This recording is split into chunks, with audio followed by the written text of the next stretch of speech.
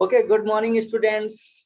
देखिए, जैसा कि आप जानते हैं, दिस इज सुबोध पांडे और हम आपके साथ जर्नी कर रहे थे। चैप्टर का नाम था मैकेनिकल प्रॉपर्टीज ऑफ सॉलिड, जिसमें हम लोगों ने स्ट्रेस के बारे में समझा, स्ट्रेन के बारे में समझा, हुक्स लॉ के बारे में समझा और बहुत सारे छोटे छोटे टर्म्स को समझते हुए फाइनली हम लोग न्यूमेरिकल सेशन तक पहुंच चुके हैं।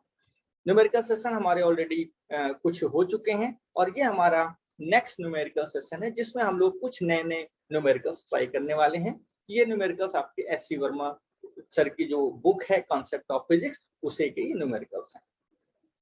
तो यहाँ पर जैसा कि आप क्वेश्चन देख पा रहे हैं, सबसे पहले हमारा काम है क्वेश्चन को रीड करना और उसमें क्या गिवन है उस गिवन को नोट करना, और अगर पॉसिबल हो डायग्राम बना सकते हैं तो डायग्राम भी आप बना सकते हैं। जैसे कि यहाँ पर इस क्वेश्चन को अगर हम देखें तो सबसे पहले हमें क्या गिवन है find the decrease in the volume of a sample of water from the following data. तो जो जो गिवन है उसको हम लिखने जा रहे हैं। इनिशियल वॉल्यूम को कैपिटल वी से लिखते थे, जो कि आपको पता है, that is 1000 centimetre cube. 1000 means 10 to power 3, centimetre means 10 to power -2, तो ये मीटर हो गया, और क्यूब है तो इसको हमने इसका क्यूब कर दिया। तो फाइनली ये हमारे पास आ चुका है 10 टू पावर -3 मीटर क्यूब। तो आई होप ये चीज आपको बहुत अच्छे समझ में आई होगी, कैसे मैंने सेंटीमीटर क्यूब को मीटर क्यूब में कन्वर्ट कर लिया, यानी कि एसआई सिस्टम में कन्वर्ट कर लिया। इसके आगे हमें दे रखा है इनिशियल प्रेशर। तो इनिशियल प्रेशर को हम पी आई से रिप्रेजेंट करते हैं, that is 10 to power 5 newton metre inverse two, ये एसआई सिस्टम में ही है। इसके अलावा फाइनल प्रेशर हमें दे रखा है, that is 10 to power 6 newton metre -2। So आप यहाँ से डेल्टा पी फाइंड कर सकते हैं, जो कि P final minus P initial है। P final minus P initial, that will be 10 to power 6 minus 10 to power 5।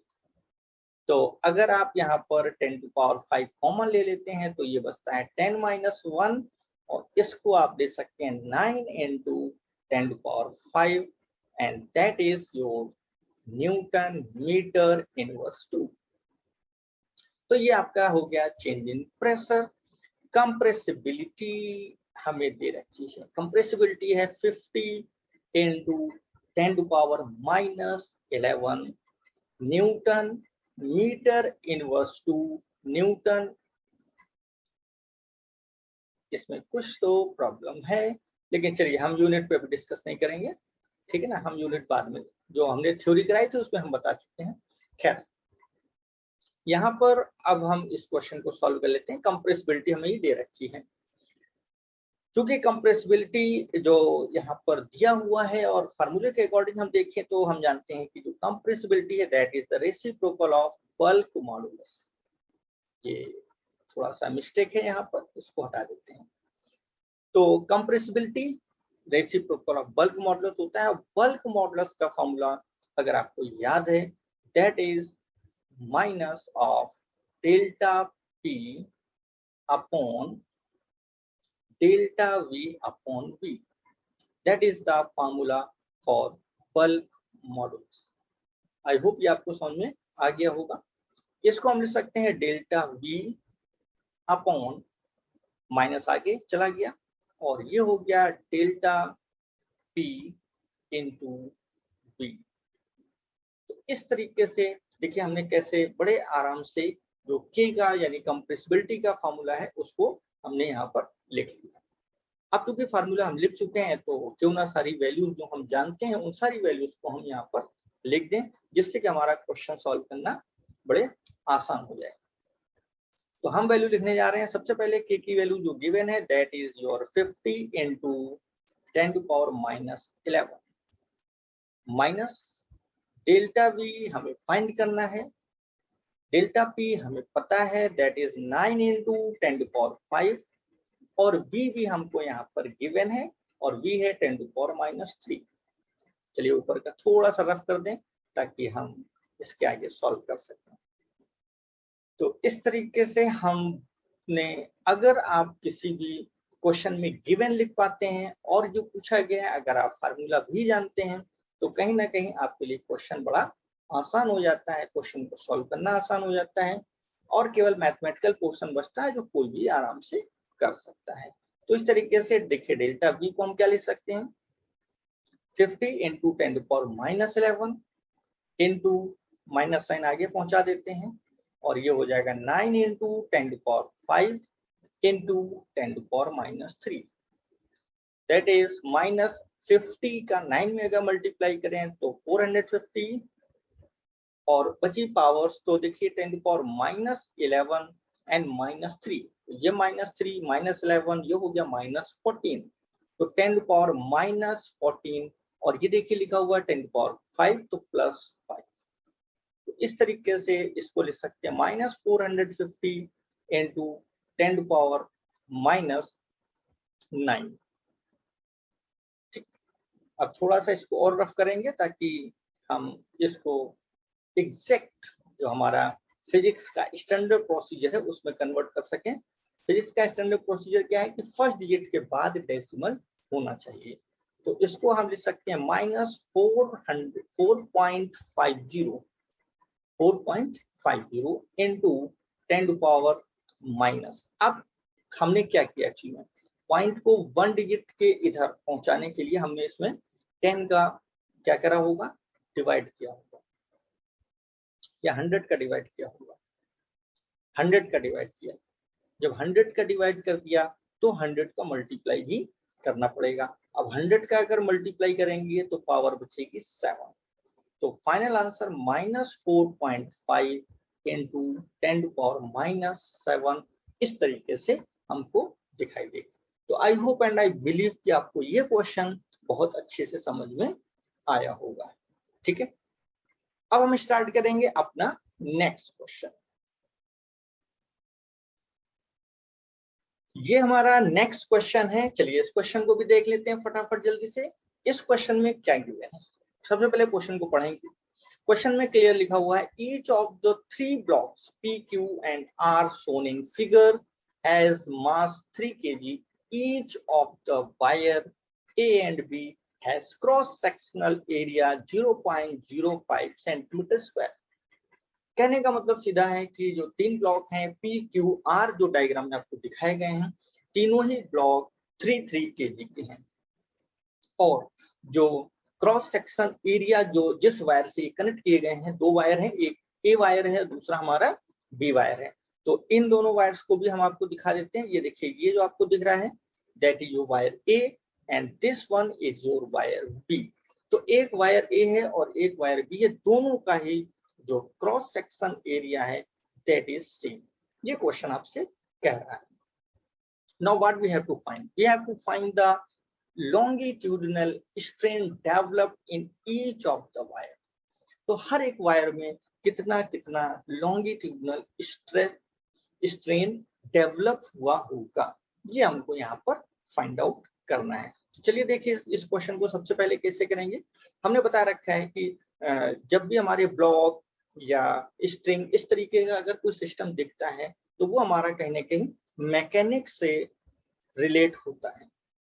तो मैकेनिक्स के अकॉर्डिंग सबसे पहले हम अगर इसको सॉल्व करने की कोशिश करें तो आप यहाँ पर देख सकते हैं हमारे पास चूंकि 2 स्ट्रिंग्स हैं तो इसलिए यहाँ पर 2 ही हमारे टेंशन होंगे। तो हम यहाँ पर मान लेते हैं सबसे पहले हम इन एरोज को हटाते हैं और फिर मान लेते हैं कि जो ए वायर है इसमें टेंशन है TA और जो हमारा बी वायर है इसमें टेंशन है TB। तो इस तरीके से यहाँ पर हमारे पास 2 वायर हैं तो 2 ही टेंशन होंगे। और अब हम सबसे पहले फ्री बॉडी डायग्राम बनाएंगे, फ्री बॉडी डायग्राम जिसे हम FBD बोलते हैं शॉर्टकट में। तो सबसे पहले FBD हम बनाने जा रहे हैं for capital R। Capital R के लिए देखेंगे जरा, तो इस तरीके से कैपिटल R जो हमारा है ये कैपिटल R जाहिर सी बात है इसका वेट होगा, वेट होता है mg, तो मास तो 3 है तो वेट हो गया। और ऊपर जो टेंशन है that is your TB, B wire है तो टेंशन ऑफ TB, ये हमारे पास इतना आया। चलिए बहुत बढ़िया, ठीक है। अब अगर हम मान लें यहाँ पर कि TB and that is equal to 3G, और ऐसा हमने क्यों मान लिया है? ऐसा हमने इसलिए मान लिया क्योंकि हम ये मान चल रहे हैं कि पूरा का पूरा जो सिस्टम है वो रेस्ट पोजीशन में है। अगर रेस्ट में नहीं होता तो 3G जो है वो ज्यादा होता और टीवी की वैल्यू कम होती, तो रिजल्टेंट फोर्स जो है वो होता 3G माइनस टीवी। ठीक है, आई होप ये बात समझ में आई होगी। तो अगर हम इसको मान ले मोशन में, फॉर मोशन, ठीक है, ये किसके लिए था? For rest. अगर सिस्टम रेस्ट में है तो टीवी और 3G इक्वल होंगे, लेकिन अगर ये मोशन में है तो 3G अगर डाउनवर्ड आ रहा है, ये जो ब्लॉक आर है अगर ये नीचे की तरफ आ रहा है तो आप लिखेंगे 3G माइनस टीवी। ये टोटल फोर्स होगा और टोटल फोर्स हमेशा ma के इक्वल होता है। तो m कितना है? 3 और एक्सीलरेशन हो गया a। तो इसको हम मान लेते हैं इक्वेशन नंबर 1, क्योंकि यहाँ पर कहीं भी क्वेश्चन में रेस्ट नहीं लिखा हुआ है। अगर ये दिया होता कि सिस्टम रेस्ट पर है तो हम ये जो फर्स्ट कंडीशन थी, ये वाली जो कंडीशन आपको दिख रही थी, हम इस कंडीशन को यूज करते, लेकिन इसने ऐसा कुछ नहीं कहा है। तो हम ये मान चल रहे हैं कि यहाँ पे मोशन हो रहा है। तो अगर मोशन हो रहा है तो क्या होगा? आर जो है वो नीचे की तरफ मूव करेगा और जो पी और क्यू है वो राइट हैंड साइड की तरफ मूव कर रहे होंगे। आई होप ये बात आपको अच्छे समझ में आ गई हो। तो हम इस इक्वेशन को यहाँ पर लिख लेते हैं 3G minus TB and that is equal 3A। तो ये हमारे पास देखिए पहली इक्वेशन जो कि FBD हमने बनाई थी R के लिए आ चुकी है। अब बिल्कुल सेम इसी पैटर्न पर हम FBD बनाएंगे। किसकी? हम FBD बनाएंगे Q। तो देखिए FBD यानी कि free body diagram for Q।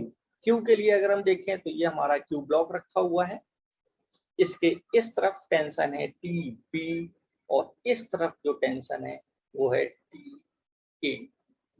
ठीक है, ये बात समझ में आ गई होगी। तो ये ब्लॉक भी मोशन में है और हम मान रहे हैं कि मोशन की डायरेक्शन ये है, तो आप देख सकते हैं कि TB माइनस TA ये नेट फोर्स होगा और that is equal to MA। तो M जो हो जाएगा वो हो जाएगा 3 और A आपका एक्सीलरेशन तो सेम रहेगा क्योंकि तीनों बॉडीज क्या है? कनेक्टेड बॉडीज हैं, तो एक्सीलरेशन सेम होगा। तो ये हमारे पास सेकंड इक्वेशन है, इसको भी हम नोट कर लेते हैं TB minus TA and that is again 3A। तो ये देखिए हमने दो FBD सॉल्व कर ली और अब नंबर है थर्ड FBD का। तीसरी FBD भी हम सॉल्व करेंगे आपके लिए। तो FBD अब हम जो P बॉडी है उसके लिए हम यहाँ पर ड्रॉ करके आपको दिखाते हैं।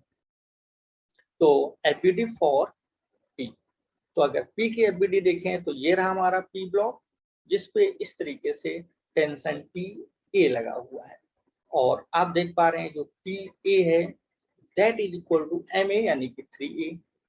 तो इस तरीके से ये TA की जो वैल्यू है दैट इज 3A ये आ चुकी है। तो हमने क्या किया? तीनों बॉडीज के अलग अलग FBDs तैयार किए।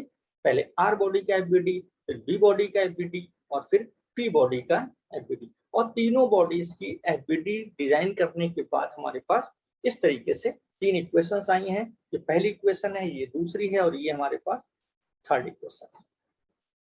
इतना करने के बाद अब हम इस क्वेश्चन को सॉल्व करने लायक हो चुके हैं। सबसे पहले हमारा काम क्या है?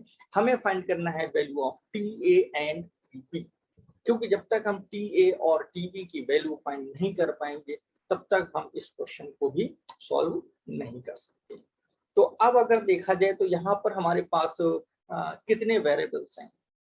हमारे पास वेरिएबल्स हैं तीन, एक TA, एक TB और एक A। और इक्वेशंस भी कितनी? इक्वेशन भी तीन है। तो क्यों ना हम इन इक्वेशन को पहले सॉल्व कर लें। सॉल्व कैसे करेंगे?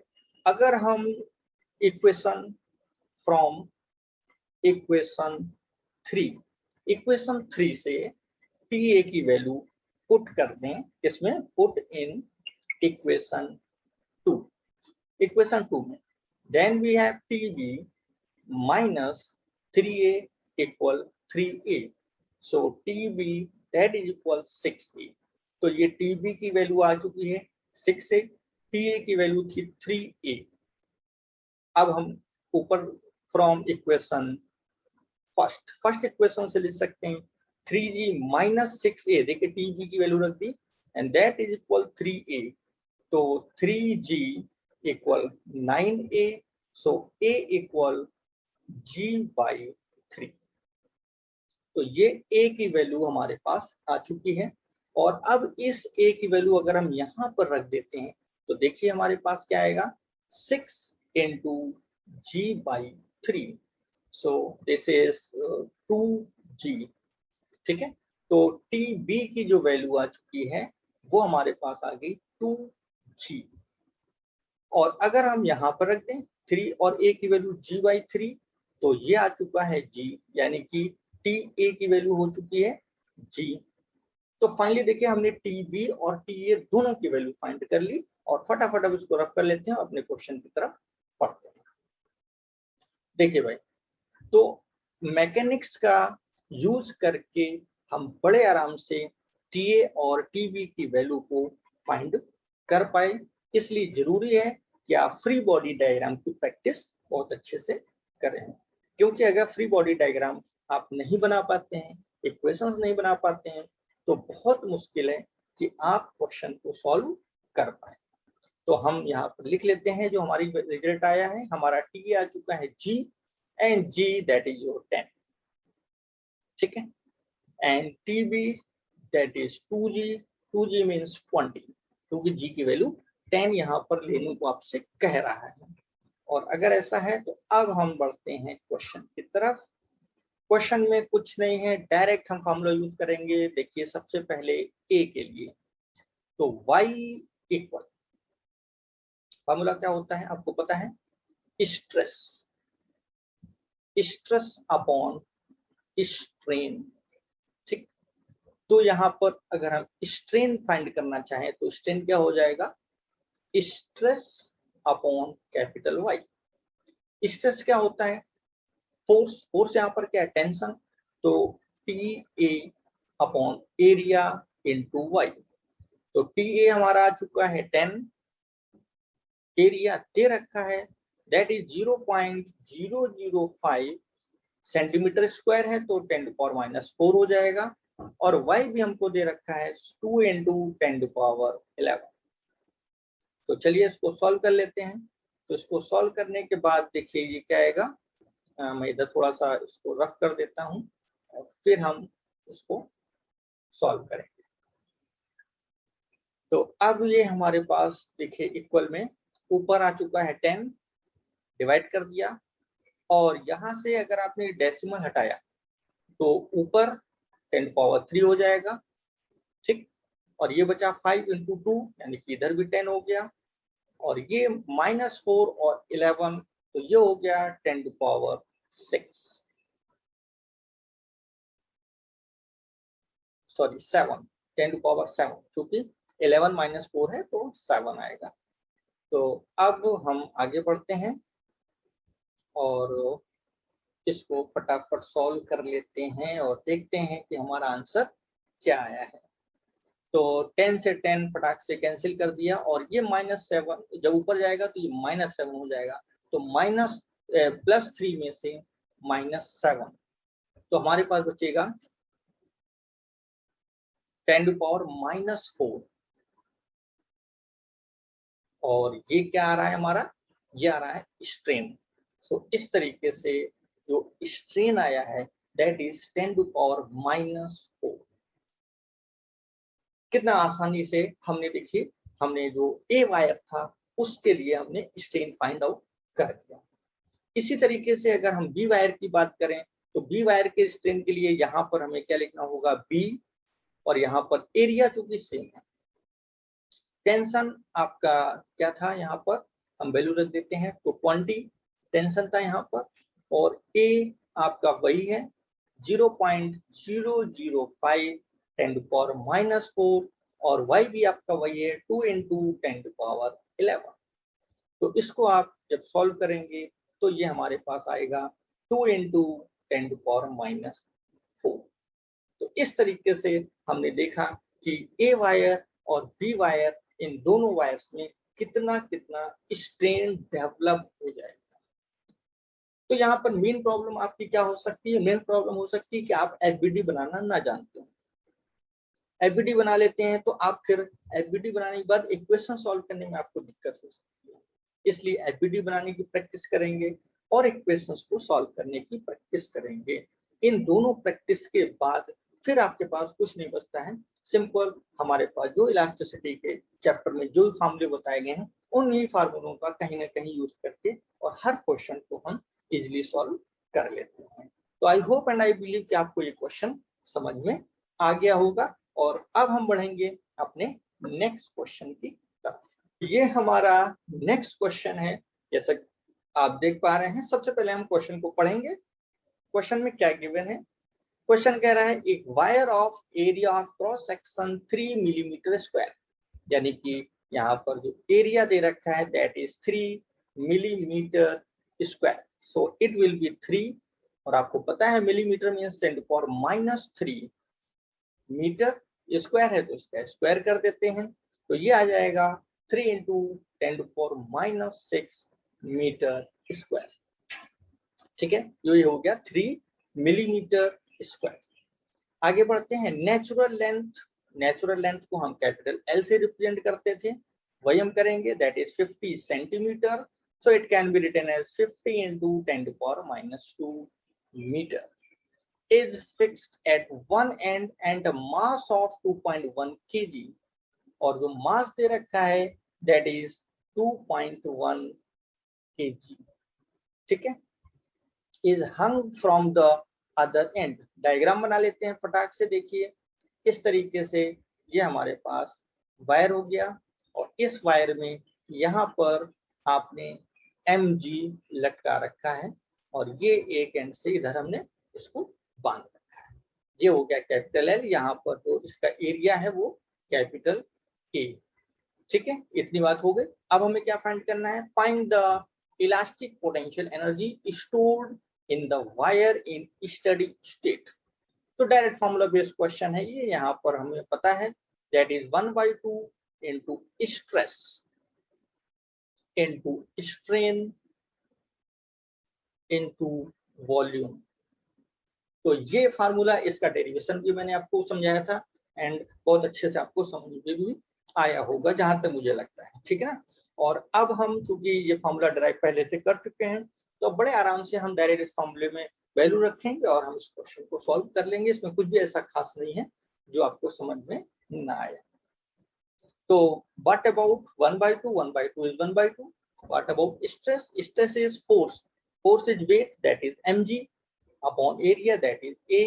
strain, strain means elongation in length upon original length into volume, volume means area into length। Now there is a problem. We know the value of mg, this one mg we know the value of A, we know the value of A and L, but we don't know the value of small l। सो यहाँ पर हम small L की value नहीं जानते हैं। अब जबकि small L की वैल्यू नहीं जानते हैं तो हम क्या करें? क्या कोई और तरीका हो सकता है इसको सॉल्व करने का? बिल्कुल हो सकता है। हम सबसे पहले स्ट्रेन को फाइंड कर लें और फिर स्ट्रेन की वैल्यू डायरेक्ट यहाँ पर पुट कर दें। उसके लिए हमें जरूरी होगा कि हम स्ट्रेस को फाइंड करें। तो स्टेप बाय स्टेप हम इस क्वेश्चन को सॉल्व करेंगे। चलिए देखते हैं। तो सबसे पहले हम फाइंड करने जा रहे हैं स्ट्रेस। तो स्ट्रेस का फॉर्मूला जैसा कि मैंने आपको बताया, stress that is force upon area. Force is your mg, so mg upon a, m is 2.1, g is 10, ये क्वेश्चन में दे रखा है, and area that is 3 into 10⁻⁻6। सो ये हमारे पास आएगा। थोड़ा सा मैं कैलकुलेटर यूज करूंगा फटाफट क्वेश्चन को सॉल्व करने के लिए। देखिएगा तो ये हमारे पास कितना आएगा? ये आएगा 2.1 है, तो 2.1 को हम डिवाइड कर रहे हैं 3 से, दैट इज 0.7। सो 0.7 और ये हो गया 10⁻7, क्योंकि -6 ऊपर गया तो +6 हो गया, और एक 10 पहले से था तो 10⁻7। ये आ चुका है हमारा स्ट्रेस।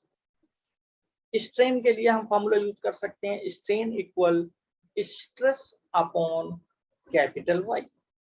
तो यहाँ पर stress 0.7 into 10⁻7 and divide by, देखिए Y हमें दे रखा है 1.9 इंटू 10⁻11। तो इसको भी फटाफट सॉल्व कर लेते हैं। 0.7 हमारा आ चुका था और इसको हम डिवाइड करेंगे 1.9 से, तो ये हमारे पास आ चुका है 0.37 इंटू अब 10 टू पावर, देखिए ऊपर 7 है, नीचे से जाएगा तो -11, तो ये हो जाएगा -4। तो इस तरीके से आपने स्ट्रेस फाइंड कर लिया, स्ट्रेन फाइंड कर लिया, और अब हम फाइंड करने जा रहे हैं वॉल्यूम।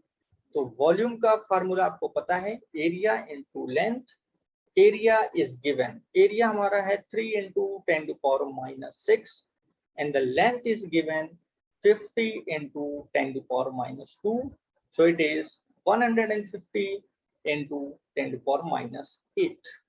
तो देखिए स्ट्रेस आया, स्ट्रेन आया, वॉल्यूम आया, सब कैलकुलेट हो गया। अब सिर्फ और सिर्फ हमें यहाँ पर वैल्यू पुट करनी है। तो चलिए हम वैल्यू पुट करने से पहले थोड़ा सा इसको रफ कर लेते हैं ताकि हमारे पास स्पेस हो जाए लिखने के लिए, और फिर हम इस क्वेश्चन को सॉल्व करते हैं।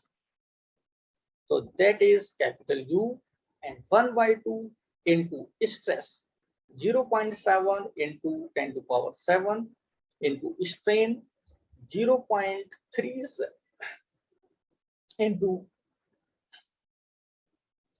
10⁻⁻4 इंटू वॉल्यूम 150 इंटू 10⁻⁻8। और इस कंप्लीट अब हम क्या करने वाले हैं, मल्टीप्लाई करने वाले हैं। तो चलिए मल्टीप्लाई डिवाइड जो कुछ है सब कर लेते हैं with the help of calculator. So ये हमारे पास सबसे पहले 0.7 है, इसका मल्टीप्लाई करना है 0.37 में, देन मल्टीप्लाई 150, सो ये आ चुका है 38.85, और फाइनली डिवाइड कर देते हैं 2 से, तो ये हमारे पास आया 19.43।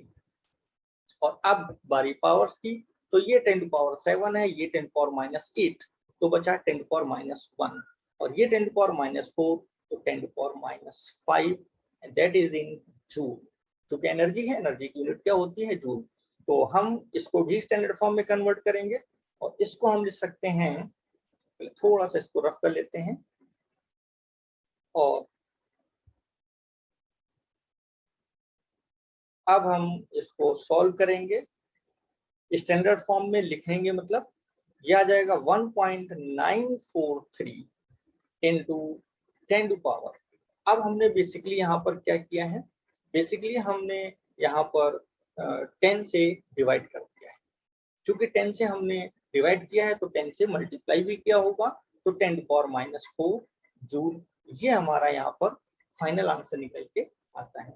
And I hope I believe कि आप इसको अगर राउंड ऑफ कर दें तो ये अप्रॉक्स 2 आप इसको ले सकते हैं, 2 इंटू 10⁻⁴ जूल, ये एनर्जी हमारे पास यहाँ पर दिखाई देती है। तो I hope and I believe कि ये क्वेश्चन भी आपको बहुत अच्छे से समझ में आ गया होगा। ठीक है, तो हमारी जर्नी इसी तरीके से लगातार चलती रहेगी, और आप हमारे साथ बने रहिए इस न्यूमेरिकल सेशन में। ठीक है।